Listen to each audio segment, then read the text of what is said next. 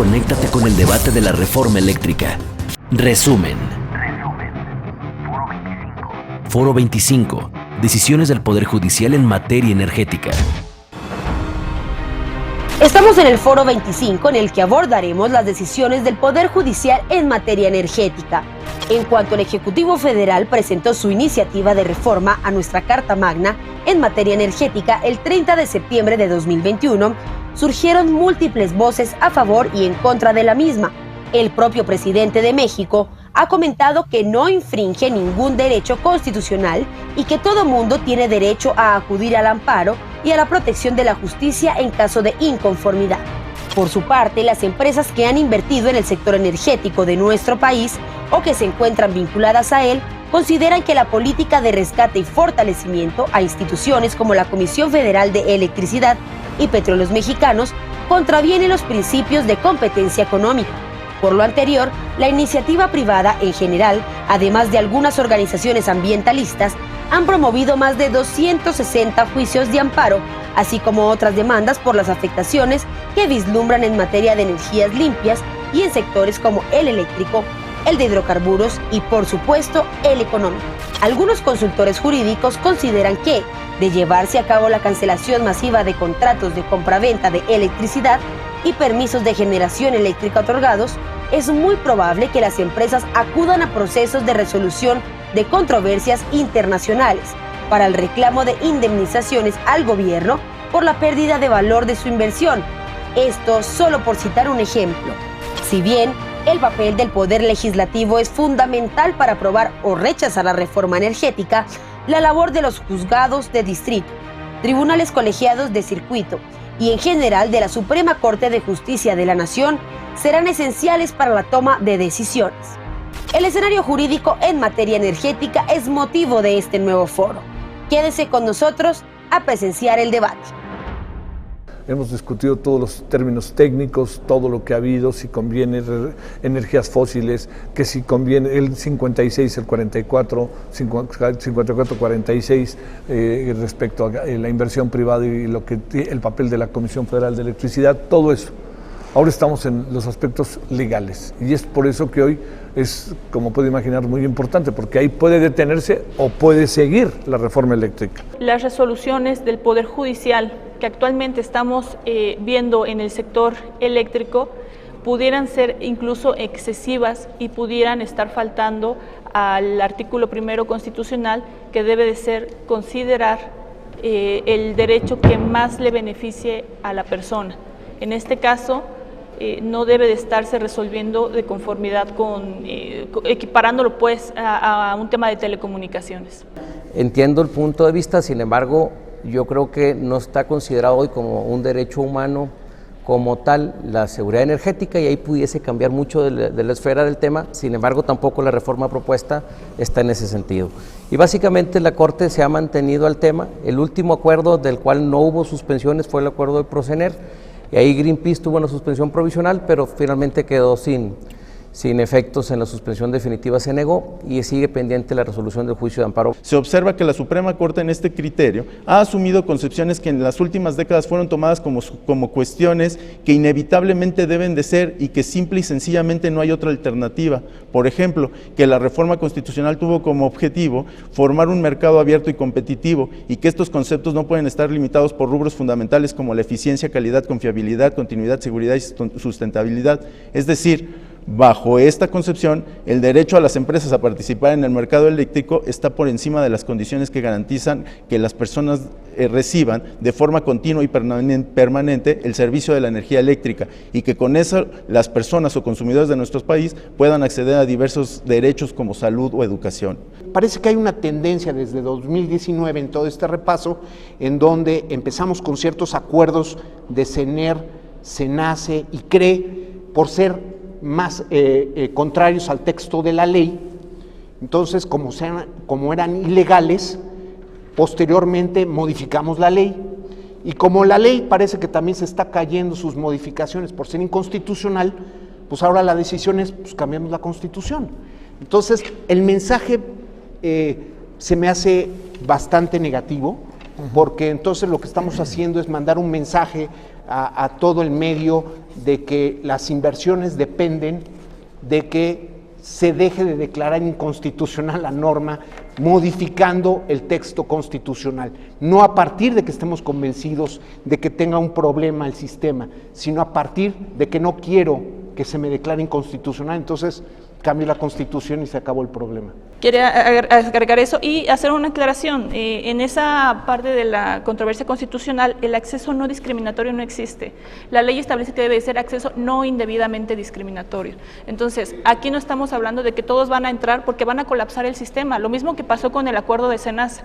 El acuerdo de SENASA lo que intentó es, ok, todos estamos en casa, necesitamos electricidad, vamos a asegurar que la confiabilidad del sistema no se balance. Por eso suspende las pruebas, porque las pruebas son una de las principales circunstancias por las cuales se llega a cortar el suministro de electricidad. Creo que lo que está planteando en la reforma constitucional, como lo comentaba ahorita la abogada Mezquita, limita mucho la inversión, sobre todo en generación de electricidad, y lo podemos volver a traducir en un oligopolio, que era lo que veníamos diciendo, no funcionó, lo tuvimos así, y quisimos corregirlo. Entonces, si lo que queremos es que la gente tenga acceso a la electricidad, creo que lo que tenemos que mejorar son las prácticas y los costos correspondientes. Estas figuras de autoabasto y cogeneración principalmente tienen un plazo perentorio y creo que ya nos estamos yendo a partir de una cuestión que no fue de la reforma a la ley de la industria eléctrica, nos estamos yendo a revisar todo el andamiaje que creamos entre 2013 y 2014. Es falso que la Suprema Corte haya declarado en algún momento la inconstitucionalidad de estas figuras. Lo que dicen las disposiciones es que se va a entregar la energía, no regula de qué forma se va a llevar a cabo. Efectivamente, no pueden tener clientes, pero sí pueden tener socios autoabastecidos. Simplemente me parece que queda claro que de repente en la misma Corte funciona bajo criterios encontrados. La misma Corte ha reconocido la atribución del Poder Ejecutivo para poder establecer las reglas del juego y que la Corte y los jueces deben ceñir y darle un margen amplio para efectos de que se pueda cumplir un determinado objetivo. Claro que esto no implica que se transgreda la Constitución. En esta controversia lo que se aborda es la naturaleza del autoabasto, pero ya lo que resuelve la Suprema Corte, es decir, se prohíbe la venta de electricidad, y cito, para que la energía eléctrica generada como permisionaria no es susceptible de enajenación, ya que se trata de un producto que no se encuentra en el comercio. Entonces, el autoabasto como tal tenía el destino de entregar a los socios. Repito que conforme a los transitorios de la ley de la industria eléctrica, tiene un plazo perentorio. No podían durar más de 20 años estos permisos, no van a ser materia de alguna prórroga o alguna extensión en su vigencia. Entonces, creo que estamos excediéndonos en el campo de lo que queremos destruir, porque no se está proponiendo realmente nada, es una vuelta a figuras de años pasados, y estamos destruyendo en lugar de construir sobre lo que vemos que está funcionando, pero que puede tener ciertas áreas de oportunidad para su perfeccionamiento. Coincido con Daniel de que parece que es un debate que lo tenemos cargando desde los 90s, y desde los 90s se discutía si efectivamente eso no era un fraude, ¿no? Y me parece que hoy en día, conociendo las cifras y conociendo el comportamiento, y cada vez que se presentan más datos, estoy absolutamente seguro que se está violando la Constitución, que se está violando la ley, y que hay unos particulares que, lejos de utilizar las ventajas que en su momento fueron cuestionadas, de utilizarlas adecuadamente, han hecho todavía un doble negocio al respecto. Todo el tema de autoabasto, si hubo una ilegalidad, que no la conozco, pero si existió alguna ilegalidad de algún particular sobre eso, creo que es sancionable. Yo creo que eso no tiene que llegar a una reforma energética, porque un tribunal me fue llevando a que no lo supe cómo sancionar. Porque si estamos hablando de la ineficiencia de los órganos sancionadores, para ellos es una deficiencia de la administración. Y esos son los nervios de la administración que conocen todo. Y si verá, como bien dice Eduardo ahorita, que Zagrebelsky dice que cada generación tiene derecho a una nueva etapa fundamental o supremacía de cambiar la Constitución, No podemos decir que del 2013 al 2022 ya cambiamos la generación sobre una materia que apenas estamos explorando. No porque un criterio no me gustó voy a quitar la norma, es como agarrar la pelota porque me metieron gol y es mi pelota. La reforma constitucional no es un pretexto para corregir solo autoabastos, corrige muchas más anomalías, ahí ojo. Ahora, la parte de los autoabastos es justo que nosotros estemos pagando cerca de 7,000 millones de pesos para subsidiarlos por los 20 años que les quedan de vida. O sea, no es que estemos arreglando algo que se murió en 2013. ¿Por qué? Porque las mismas reglas, las mismas disposiciones les dieron vida y los fortalecieron, les dieron más ventajas de las que ya tenían. El proyecto de reforma constitucional es un pretexto para adecuar la reforma que se hizo a la ley. Es inconstitucional la ley porque eso es lo que me están diciendo mis tribunales, pues adecuo la Constitución y ya. Y como la ley también fue declarada inconstitucional, voy a modificar todo el texto constitucional y repito, toda esta batalla empezó en el 2019 con el tema de los CELS y todo este tema de la figura del autoabasto, que repito, no fue una creación de la reforma con la ley de la industria eléctrica en 2013, 2014, esto viene desde antes y tiene un plazo perentorio, se va a acabar o lo debemos acabar si quieren de alguna manera. A mí me parece que lo que se está planteando es una nueva manera de hacer un mercado y con unas reglas diferentes. Esta idea de que solo bajo los costos o costos variables es la única forma de alcanzar la competencia y de alcanzar la eficiencia, me parece que es una idea falsa y que tristemente en algunas resoluciones de la Corte lo ha encontrado. Cuando podemos encontrar en diferentes mecanismos o en diferentes sistemas, y tanto a nivel teórico como en la realidad en diferentes países, que hay diferentes maneras de alcanzar la competencia. Tampoco veo una progresividad en regresar a energías fósiles cuando eso sí sería regresivo 100%, y las reformas constitucionales bajo Zagrebelsky, bajo el que queramos de los teóricos de derecho o filósofos, es progresista, no regresista. Y a mí sí me molesta un poco, y se los digo, que digamos que el medio ambiente es intermitente. No es cierto. El medio ambiente efectivamente tiene picos, como cualquier otra cosa tiene picos, pero son controlables, son evaluables, y no creo que no podamos bajo un actuario saber cuál es la presión de viento de determinada zona, cuál es la radiación solar de determinada zona. Ya lo tenemos en una aplicación hoy en día.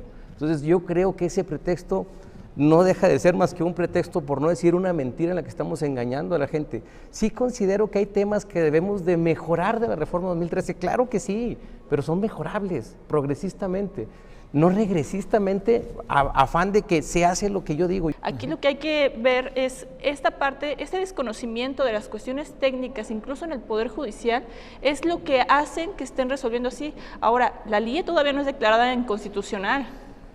Hay ojos, apenas está pasando a un tribunal colegiado, entonces todavía falta ver que la Suprema diga si es constitucional o no. Entonces no estamos haciendo una modificación a la Constitución para hacer constitucional una ley, ni siquiera sabemos todavía si es constitucional o no porque no ha pasado a la Corte.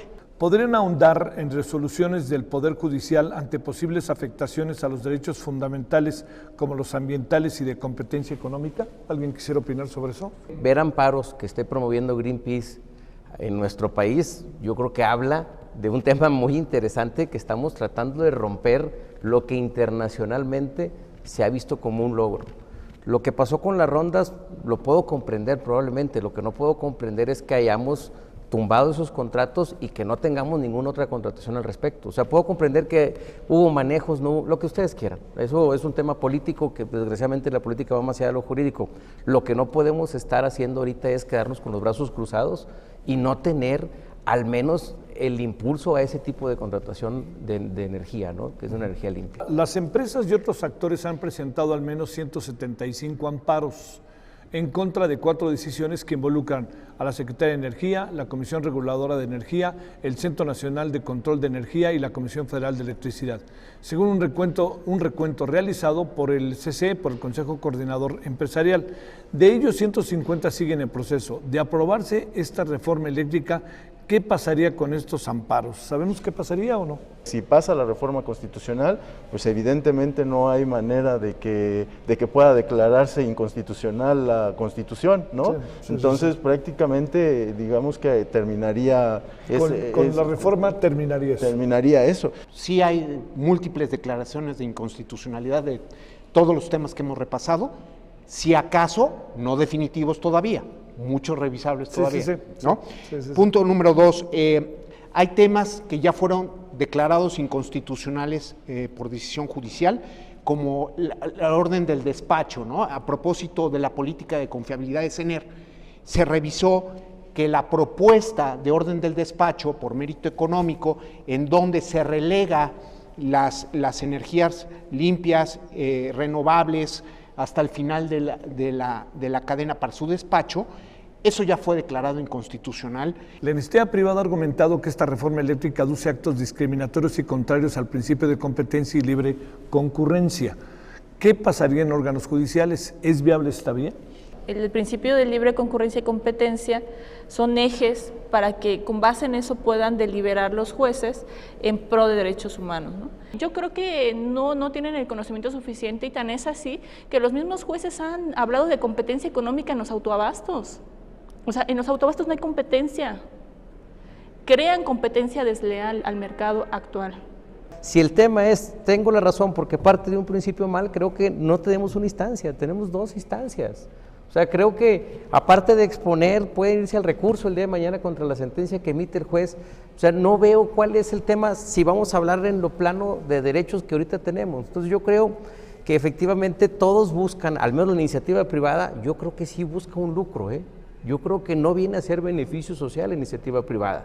Yo creo que esa en todo caso sería la función del Estado cuando esté dentro del mercado la parte que ellos se reservan a tal. Todos los análisis prioritariamente parten de violaciones a derecho al medio ambiente sano y a la salud de los mexicanos. Todos. Y parten no solamente de un análisis del texto constitucional, sino también la interpretación de convenciones internacionales. Por lo tanto, más allá del tema técnico regulatorio, yo creo que sí han hecho una gran labor los jueces y los colegiados especializados. Es evidente que las resoluciones que actualmente hay están encaminadas al tema del medio ambiente, pero no se está haciendo una ponderación de derechos adecuada. Aquí lo que debe de hacer el Poder Judicial es ponderar derechos humanos de ambas partes, que no se vulneren, no que solamente subsista uno solo, ¿no? Entonces ahí creo que hace falta esa ponderación de derechos en estas determinaciones, porque solamente se ha abocado a derecho humano al medio ambiente y salud. Los derechos humanos son de los ciudadanos, efectivamente. Todas las empresas, tanto públicas o que parten de algún acto de autoridad, deben respetar de alguna manera esos derechos humanos, y si no los van a respetar, se van a tener que sujetar al tema. Entonces, ¿qué yo puedo concluir? Yo aplaudiría al Poder Judicial que no se ha rajado hasta el día de hoy, espero no le llegue el agua al cuello. Sabemos que es un órgano político, pero efectivamente creo que mientras existan los jueces tenemos mucho por hacer. Con la capacidad que tengan es lo que tenemos, y creo que es con lo que tenemos que trabajar. En el caso de la reforma constitucional y en el caso de lo que debería los tribunales federales al resolver estos casos, sí tiene que ver con el parámetro de regularidad constitucional y el cumplimiento a diferentes tratados. No olvidemos que a partir de la reforma del artículo 1 constitucional, las sentencias de la Corte Interamericana se consideran criterios que pueden ser obligatorios en el marco local. No veo la necesidad de todos estos temas que han estado platicando en esta última intervención sean materia de una reforma constitucional. Creo que la Constitución no puede ser un cuerpo acabado a detalle de todo lo que tiene que preverse en un mercado. Con los lineamientos generales que tenemos hoy en día, lo que tenemos que hacer es una revisión de qué es lo deseable en nuestra legislación federal y en el resto de la regulación del sector eléctrico. Cámara de Diputados, Legislatura de la Paridad, la Inclusión y la Diversidad.